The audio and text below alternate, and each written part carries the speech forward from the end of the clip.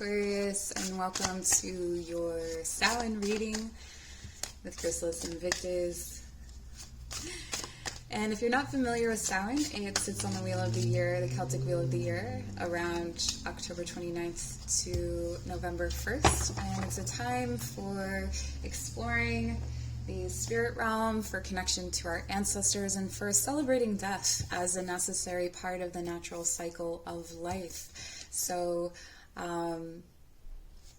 it's an important one, and it's its opposite, Beltane, which is a celebration of life and creation of life. So you can't have one without the other. And let's see what messages we have for you. So you're starting off with the Queen of Swords reversed.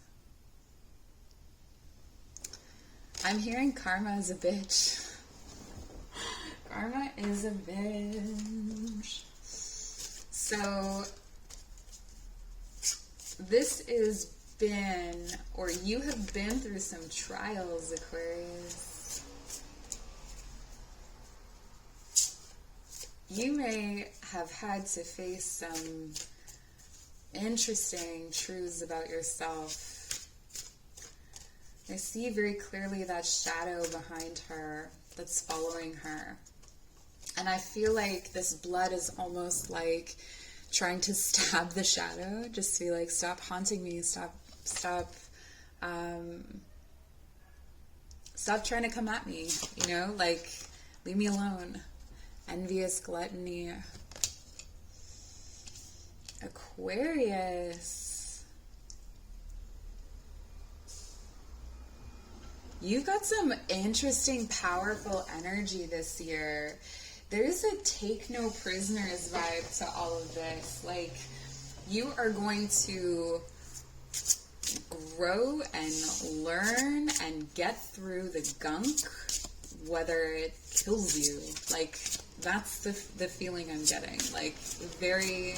Did I say this is for Aquarius, Sun, Moon, Rising, or Venus? I don't know if I did, but it's for Aquarius, Sun, Moon, Rising, or Venus. Cross-watchers also welcome. You have the card of reflection. Be wary of things you believe to see with eyes wide shut, for they are mirrors of the mad, and truths only spoken with a bleeding tongue.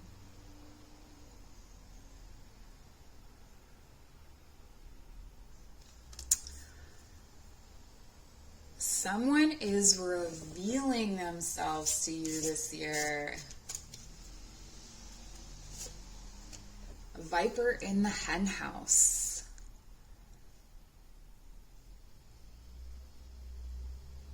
Wow. This feels like war. This feels like someone calls you out, or someone is calling you. Like with the envious gluttony, I'm not actually seeing this as you. I'm seeing this as like the words as you. I'm seeing this as you, like, taking a break from, like, going at it. Like, it feels like a trial or battle. Like, you may have a guide coming in. This could be in life. Like, this could play out as a kind of drama in your life. Some difficult feminine energies. But it could also be a guide. This is like a merciless guide, like someone who's like, all right, you're going to learn all of the hard lessons. And it's like warrior training. It's like self-discipline, boot camp kind of styles to wake you up, to upgrade the healing. This has come out in so many readings that this is the year of, I want to say this is the year of the healer. This is the year that the healer gets their marking. It says, listen as the medicine bleeds through her teeth. A river of mercy blessed by mother, seen only by those who hold her mirror. Mercy and mirrors. Who have you been forgiving or allowing to treat you in certain ways, or to be close to you simply because And it's not simply, but because you see the same qualities in yourself and you're afraid that if you condemn them, you condemn yourself. Woo! Some big truths coming out for you, Aquarius. We are going to clarify everything with the tarot cards, by the way. So I'm just pulling the oracle cards first. Eel. Yes, I love when eel comes out because I always get to talk about Celtic mythology. The eel can be yielded as, it can be a symbol of infinity here, of flexibility, but it can also be a sword.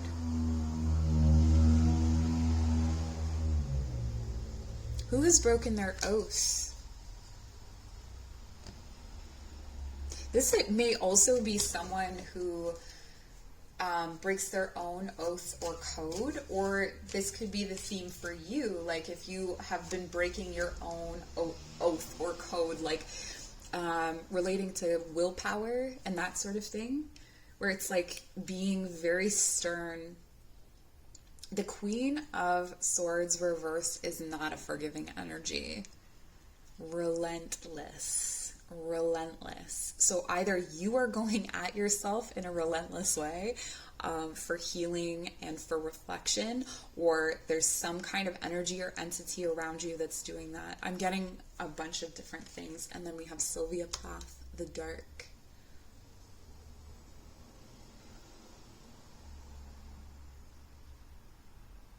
I put my visions in a bowl.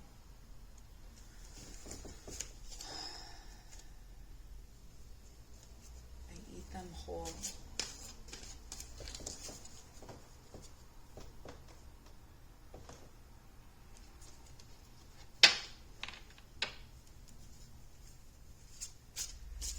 The anger or the rage that may come from this situation may be very primal, like you will feel it in your body and feel areas of disconnect. So a lot of scanning the body for spaces that you're forgetting or for places that you're forgetting, and the mind as well. It's being very, very thorough about matters of the dark, because it feels like if this is you, you are going to pick yourself apart. Like you are going to be relentless with yourself. But if it's someone else, it's almost like, you know, there's that saying about living a life, and if and I'm going to butcher this, but if anyone were to say anything bad about you, no one would believe it. It's like that, where, and not in a fake way, but it's kind of like healing what you need to heal, because what's coming after this is going to pick at your wounds. This could be, I mean, this can come through in a lot of different ways. It can come through in parenthood also. Like, you know, if you aren't healed in a certain way, or you haven't acknowledged something about yourself, your daughter or son could easily pick that apart, or a partner or a friend or someone you thought was a friend, or it's almost like, I know my weaknesses so they aren't a weapon against me. And we have the Six of Cups reversed. Nostalgia will kill me. Nostalgia will kill me. This is someone from your past, potentially from your childhood. So this could be a mother figure, grandmother figure, or it could be a sister for some of you. Seven of Cups. Seven of Cups and the Lovers. For some of you, this could be a stepmother. So this could be someone that came into your life at a stepmother. It doesn't have to be a stepmother, stepfather, or someone who came into your life at a certain point with a kind of authority. They may have had 3 children as well that came with them. So you may have gotten siblings from that. And it could be one of the siblings as well. This could also be if you had like a really close friendship with someone. But it feels like you were taught to tolerate a certain kind of behavior or a certain kind of... This is almost like when someone is a pathological liar and you just kind of like... You're so blown away that they've even said anything that you don't correct them, and then you feel complicit in their lies. later on. But there was an aspect to this where it didn't really feel like a choice. Like it felt like you had to accept this coldness. You had to accept how you were treated or how relentless this was. All right, so envious gluttony, we have the 3 of Wands. Yeah, so this year you are really moving on from that and expanding from that. It could be that you're actually partnering with someone, and this is what's going to help, is like having that vision from, it's like when you pull yourself back from the vantage point of this relationship, you can start to see your family in a different way, or your childhood in a different way. So there could be something about this partner that really highlights that, and they actually help you and allow you to speak about these things. That could be part of it, but it does feel like you're very tired. So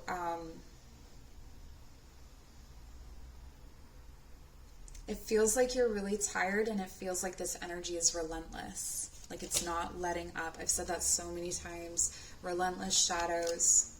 Like this is almost like unraveling a sweater.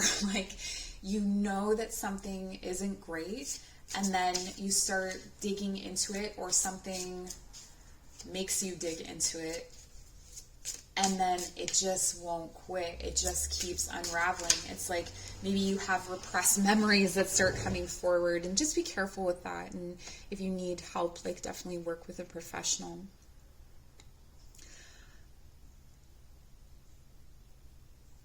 But there's a lot of like, it's almost like hurt being projected at you or thrown at you. And this could be your own inner hurt as well. But for some of you, there is this maybe, could be the head of some kind of community you were involved in as well. The 8 of Coins, clarifying reflection. Okay, it may actually have inspired the work that you do, or could be useful in the work that you do. So all of this shadow work, your reading is haunted. Your reading is haunted. I was talking about how the shadow work that you're doing may inspire your work, or it may highlight to you ways in which you're giving too much in your work, that your generosity, even your generosity with partners, and I was talking here about partnership, how this could be also like whomever is supporting you or working with you on this. I do feel like you have a strong support that's helping you to grow through this situation, but there's a need for you to receive generosity and really receive care and receive love. And then we have the Magician. So through this reflection, you're starting to, it's really about skills. You're developing so many skills. It's like in battle, you know, I think I said that at the beginning about how this feels like a warrior training energy, that you're just growing your magical skills and abilities. But not just your magical skills and abilities. It feels like skills that you can apply to the real world. So if you feel like it's self-indulgent to work on yourself at this time, or to delve into the difficulties that you've had, or things, or a situation that affects your family, it's actually showing that this is going to benefit your work and how you support yourself in the long run. Let's clarify the Healer. Queen of Cups, reverse. Okay, this is like that classic, like mother, grandmother, shame, guilt kind of thing. It doesn't have to be a mother or grandmother, but your relationship to guilt, this could also be an addictive energy, or someone who is codependent on you. It feels like you're healing your relationship with that kind of energy. So it may not be a specific person, it may be to those people in general, but it feels like you may not have tolerance for those kinds of energies around you while you're healing, which is good, because I think that you have this person in your life that is that's in your corner. And so when you need this rest, they're just like, they really support you to take that time out, and listen to them when they say that. You know, there's only so much you can sustain, or only so much you can do before you exhaust yourself. Okay, so what else do we have for the healer? That's too many cards. Let's pull. What can you tell me about the healer? The Ten of Swords.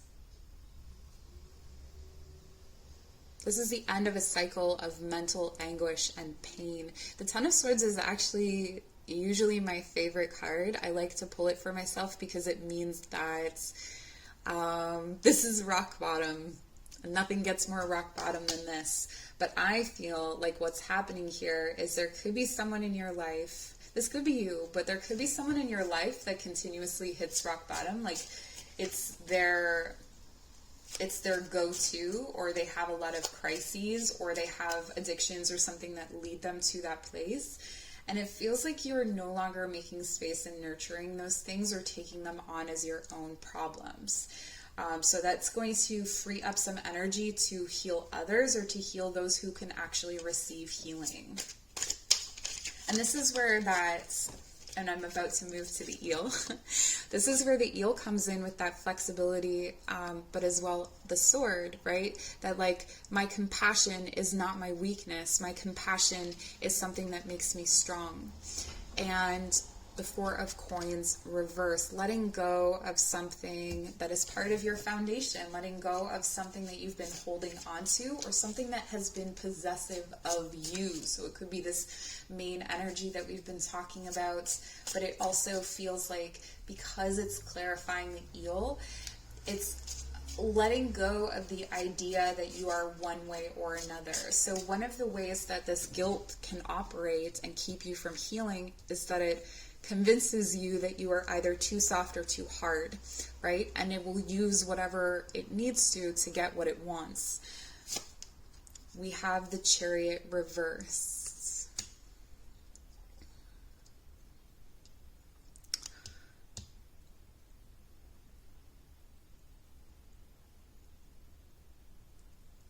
Moving backwards. You may have to backtrack on something. What's this about? Seven of Wands reversed. Backtrack on dropping your defenses.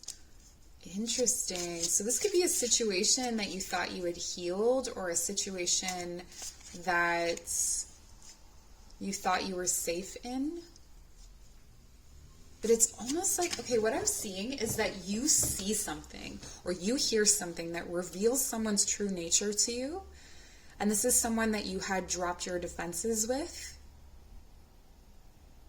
This could have been even someone that you had, it felt like you thought that there was a compromise, or you thought that they were healing, or you thought that they were, like there was some way that they convinced you and you dropped your defenses. There's this kind of energy of double crossing. I don't really understand it, but it may make sense to you. And then over here with the dark and Sylvia Plath is like fragmented, scanning the body for your shadows. We have the Knight of Swords reversed. Okay, a key feature of breaking free of these energies that we've been talking about and some of your shadows is not telling them you're doing it. So this is not about having that final conversation, or that conversation that you think is going to provide you with closure. It feels like that conversation is just something that's going to wrap you back up in the situation again. And so I feel like you're learning this year how not to engage. How not to engage in those conversations. Light. We had shadows and then we had lights. What a beautiful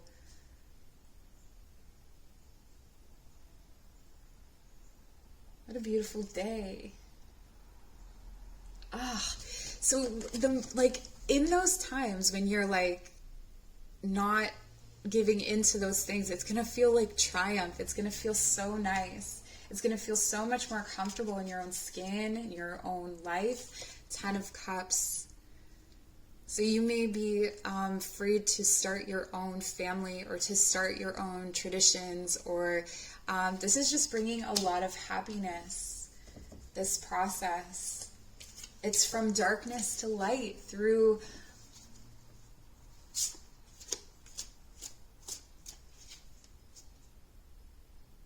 the gift of reflection and healing. So it may be relentless, but it's leading to somewhere great. So that's what I have for you, Aquarius. Thank you so much for joining. If you'd like to book a personal reading, my information is in the description box below. I will see you very soon.